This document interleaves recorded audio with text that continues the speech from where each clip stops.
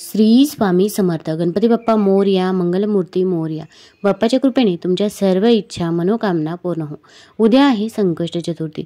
या दिवशी जर आपण काही उपाय केले, काही सेवा केल्या तर त्या खूप म्हणजे खूप प्रभावी ठरतात. ही चतुर्थी तिथी बुद्धीचा आराध्य दैवत गणपती बाप्पाला समर्पित आहे. कोणतंही शुभ काम करण्याआधी गणेशाची पूजा केली जाते. गणपती बाप्पा आपल्या भक्तांच्या साऱ्या संकटांचा नाश करतात, म्हणून त्यांना विघ्नहर्ता म्हणतात. संकष्ट चतुर्थीच्या दिवशी गणपती बाप्पांची विधिवत पूजा केली जाते. गणेशाच्या पूजेसाठी चतुर्थी तिथीचं व्रत हे सर्वात श्रेष्ठ व्रत आहे. प्रत्येक महिन्यातून 2 वेळा चतुर्थी तिथीचं व्रत केलं जातं. धार्मिक मान्यतेनुसार जे भक्त या उपवासाचं पालन करतात त्यांच्या जीवनात सुख समृद्धी नांदते, तसेच बुद्धी प्राप्त होते. आता जर तुम्हाला या दिवशी व्रत करणे शक्य नसेल तर तुम्ही फक्त उपाय व सेवा केल्या तरी पण चालेल. आता या दिवशी आपल्याला एक दिवा प्रज्वलित करायचा आहे की ज्यामुळे आपल्या आयुष्यातील अडचणी अडथळे नक्कीच दूर होतील. तसेच प्रत्येक आईवडिलांची इच्छा असते की आपल्या मुलांची प्रगती व्हावी, मग अभ्यासात असेल किंवा नोकरीत असेल. कोणत्याही क्षेत्रामध्ये त्यांनी मागे राहू नये, पण पाहिजे तसं होत नाही. मुलं अभ्यास तर करतात पण त्यांना पाहिजे तसे मार्क्स मिळत नाही किंवा त्यांच्या अभ्यासामध्ये लक्ष लागत नाही किंवा नोकरी मिळत नाही किंवा त्यांना वाईट संगत देखील लागलेली असते. त्यांचा व्यवसाय देखील व्यवस्थितरित्या चालत नाही. अगदी विवाह देखील जुळून येत नाही. अगदी मुलगा लहान असेल किंवा मोठा असेल किंवा मुलगी असेल, प्रत्येकाबाबत आपल्याला या समस्या असतातच. आपल्या मुलांना नजरबाधा देखील झालेली असते आणि ती आपल्याला कळून येत नाही, कारण की आपल्या इथे कोणी ना कोणी येत असतं. शेजारची व्यक्ती असो किंवा नातेवाईक असो, प्रत्येकाला आपल्याबद्दल आपल्या मुलांबद्दल चांगलेच वाटत असते असे नाही. त्यांची देखील नकारात्मकता आपल्या घरामध्ये कुठेतरी प्रभाव करत असते आणि आपली मुलांची पतीची प्रगती कुठेतरी खुंटत असते. तर या सर्व समस्या दूर होण्यासाठी या दिवशी कोणते उपाय करावे, कोणत्या सेवा कराव्या हे जाणून घेण्यापूर्वी तुम्ही चॅनलमध्ये नवीन असाल तर चॅनल लाईक करा व सबस्क्राईब देखील करा.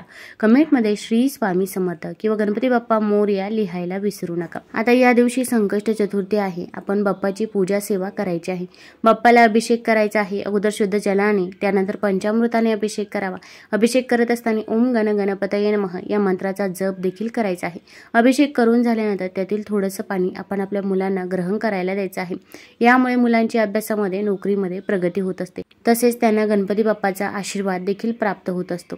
आता या दिवशी आपण आपल्या देवघरामध्ये देखील एक दिवा प्रज्वलित करायचा आहे आणि आईने मुलांसाठी देखील एक दिवा प्रज्वलित करायचा आहे. अशा प्रकारचे आपल्याला या दिवशी 2 दिवे प्रज्वलित करायचा आहे. आता पहिला दिवा प्रज्वलित करायचा आहे तर तो म्हणजे आपल्या कुटुंबावरती येणारी सर्व संकटे अडचणी अडथळे दूर होण्यासाठी, तसेच आपल्या घराची प्रगती होण्यासाठी, घरामध्ये पैसा येण्यासाठी, सुख शांती समृद्धी येण्यासाठी तुम्ही हा दिवा देवघरामध्ये अगदी प्रत्येक संकष्ट चतुर्थीला प्रज्वलित केला तरी पण चालेल. आता हा दिवा तुम्ही अगदी कणकेचा बनवू शकता किंवा मातीची पंती घेतली तरी पण चालेल. आता हा दिवा आपल्याला चौमुखी दिवा प्रज्वलित करायचा आहे. आता या दिव्यासाठी विशेष काही लागणार नाही. आपण कणकेचा चौमुखी दिवा बनवून घ्यायचा आहे. कणिक मळत असताना आपण मीठ टाकायचं नाही तर चिमूटभर हळद टाकायची आहे. कणकेचा चौमुखी दिवा बनवून झाल्यानंतर आपल्याला यामध्ये कापसाची वात टाकायची आहे. दुहेरी वातीची एक वात करून आपण 4 वाती त्या दिव्यामध्ये टाकायच्या आहे. आता या 4ही वातींना आपण हळदी कुंकू लावायचं आहे. अगदी मातीची पंती देखील तुम्ही चौमुखी पद्धतीने प्रज्वलित केली तरी पण चालेल. आता या दिव्यामध्ये आपल्याला मोहरीचं तेल टाकायचं आहे किंवा तुम्ही तिळाचं तेल देखील टाकू शकता. आता या दिव्याला आपल्याला आसन देखील द्यायचं आहे. मग तुम्ही एखादी प्लेट घ्या. प्लेटमध्ये थोडेसे अखंड तांदूळ टाकायचे आहे. तांदळावरती हळदी कुंकू अर्पण करा आणि त्यावरती हा चौमुखी दिवा ठेवायचा आहे. या दिव्याला हळदी कुंकू लावायचं आहे, फूल व्हायचं आहे. आता या दिवशी असा चौमुखी दिवा प्रज्वलित केला जातो की ज्यामुळे 4ही बाजूने आपल्या घरामध्ये जी काही संकटे अडचणी अडथळे येत असतात तर ते दूर होण्यास मदत होत असते. आता हा दिवा देवघरामध्ये किती वेळ प्रज्वलित ठेवायचा आहे तर कमीत कमी तुम्ही अगदी पूजा सेवा झाल्यानंतर 2 तास तरी हा दिवा प्रज्वलित राहील याची आपण काळजी घ्यायची आहे. किंवा अगदी तुम्हाला दिवसभर जरी चौमुखी दिवा देवघरामध्ये प्रज्वलित करणे शक्य असेल तर आवर्जून दिवसभर देखील तुम्ही असा दिवा देवघरामध्ये प्रज्वलित करू शकता.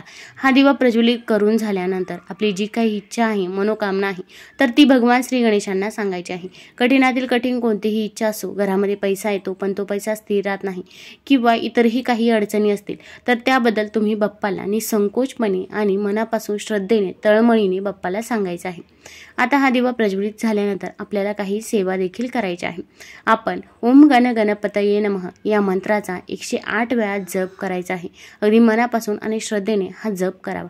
तुम्हाला म्हणणे शक्य होत नसेल तर मोबाईलवरती लावून द्या, श्रवण केलं तरी पण चालेल. आता यानंतर प्रत्येक आईने आपल्या मुलांसाठी हा उपाय करायचा आहे। अगदी तुमची मुले बाहेरगावी परगावी शिक्षणासाठी नोकरीसाठी असतील तरी देखील तुम्ही हा उपाय करू शकता, किंवा तुमची मुलगी असेल, लहान मुले असतील तर त्यांच्यासाठी देखील तुम्ही हा उपाय केला तरी पण चालेल। आता या उपायासाठी काय लागणार आहे तर सर्वात प्रथम म्हणजे आपण एक मातीची पंती घ्यायची आहे। आता मातीची पंती तुटलेली असेल किंवा अगदी काळवंडलेली काळी पडलेली मातीची पंती असेल तर अशी चुकूनही पंती आपण घ्यायची नाही। आपण या उपायासाठी व्यवस्थितच पंती घ्यायची आहे। मातीची पंती सर्वात प्रथम आपण स्वच्छ धुवून घ्यायची आहे, स्वच्छ पुसून घ्यायची आहे। आता या मातीच्या पंतीमध्ये आपल्याला कलाव्याचा धागा टाकायचा आहे। लाल कलाव्याचा धागा आपण त्यामध्ये टाकावा। तसेच त्याला देखील आपण हळदी कुंकू लावायचं आहे। आणि आपण सर्वात प्रथम एक प्लेट घ्यायची आहे। प्लेटमध्ये आपण कुंकुवाने स्वस्तिक काढायचं आहे। कुंकू घ्यायचं आहे, कुंकुवामध्ये गुलाबजल किंवा गंगाजल टाकावं। ओल्या कुंकुवाने आपण प्लेटमध्ये स्वस्तिक काढायचं आहे। स्वस्तिक हे शुभतेचं आणि मांगल्याचं प्रतीक समजलं जातं। जिथे स्वस्तिक काढलं जातं तिथे नेहमी शुभ कामेही होत असतात। त्यावरती थोड्याशा अखंड अक्षदा अर्पण करायचे आहे आणि त्यावरती आपल्याला ही मातीची पंती ठेवायची आहे। त्यावरती आपण लाल कलाव्याचा धागा देखील टाकलेला आहे। आता यामध्ये आपल्याला 5 काळी मिरी टाकायची आहे। आता आपल्या मसाल्याच्या पदार्थामध्ये जी काळी मिरी असते तीच काळी मिरी आपण अख्खी काळी मिरी 5 वापरायची आहे। 5 काळी मिरी त्यामध्ये टाकायची आहे आणि या दिव्यामध्ये आपल्याला मोहरीचं तेल टाकायचं आहे। आता अगदी तुम्हाला तिळाचं तेल टाकायचं असेल किंवा शुद्ध तूप टाकायचं असेल तर त्याचा वापर आपण करायचाही नाही। आपण फक्त या दिव्यामध्ये मोहरीचं तेलच टाकायचं आहे। कारण की उपायामध्ये ज्या काही वस्तू सांगितलेल्या आहे आपण जर तो तसाच उपाय केला तसेच त्याच वस्तू टाकल्या तर आपल्याला त्याचा रिझल्ट हा जास्त प्रमाणामध्ये बघायला मिळतो। आणि जर तुमच्याकडे मोहरीचं तेल नसेलच तर अशा वेळेस आपण त्या दिव्यामध्ये थोडीशी पिवळी मोहरी टाकायची आहे। आता आपण हा दिवा प्रज्वलित करायचा आहे आणि या दिव्यामध्ये आपण एक भीमसेनी कापराची वडी कुस्करून देखील टाकायची आहे। दिव्याला हळदी कुंकू लावायचा आहे, फूल व्हायचं आहे। हा दिवा आपण देवघरामध्ये ठेवायचा आहे। आता यानंतर आपल्याला काही सेवा करायची आहे। भरपूर वेळा आपण फक्त उपाय करतो पण त्यासोबत जर आपण काही सेवा केल्या नाही तर त्याचा काही एक रिझल्ट आपल्याला बघायला मिळत नाही। त्यामुळे सेवा करणे देखील तितकेच गरजेचे आहे। तर आपण ओम श्री विघ्नहर्ताय नमः, ओम श्री विघ्नहर्ताय नमः या मंत्राचा 108 वेळा जप करायचा आहे। ओम गण गणपतये नमः या मंत्राचा देखील 108 वेळा जप करावा आणि गणपती अथर्वशीर्ष देखील आपण 1 वेळा पठण करायचं आहे। आता या सेवा करण्यासाठी तुम्हाला खूप अवघड वाटत असेल, म्हणणे अवघड वाटत असेल तर अशा वेळेस मोबाईलवरती लावून द्या, श्रवण केलं तरी पण चालेल, पण आपण या सेवा करायच्याच आहे। फक्त सूतक असेल किंवा मासिक धर्म असेल तर या काळामध्ये आपल्याला ही सेवा करता येणार नाही। आता या सेवा करून झाल्यानंतर आपली जी काही इच्छा आहे, मनोकामना आहे तर ती गणपती बाप्पाला सांगायची आहे। मग मुलांच्या अभ्यासामध्ये प्रगती होत नाही, त्यांना नोकरीमध्ये यश मिळत नाही किंवा मुलांचा विवाह जुळून येत नाही, मुलांबाबत ज्या काही समस्या आहेत तर त्याबद्दल आपण गणपती बाप्पाला सांगायचं आहे। आता हा दिवा किती वेळ प्रज्वलित ठेवायचा आहे तर पूजा सेवा झाल्यानंतर कमीत कमी 2 तास हा दिवा प्रज्वलित राहील याची आपण काळजी घ्यायची आहे। आता हा जो काही उपाय आहे तर तो उपाय तुम्ही सकाळी करू शकता किंवा संध्याकाळी केला तरी पण चालेल। पुढे 41 दिवस हा उपाय कंटिन्यू करायचा आहे। बघा तुमच्या मुलांची प्रगती ही तुम्हाला बघायला मिळेल। तुम्हाला जर हा व्हिडिओ आवडला असेल तर चॅनल लाईक करा, सबस्क्राइब करा। धन्यवाद।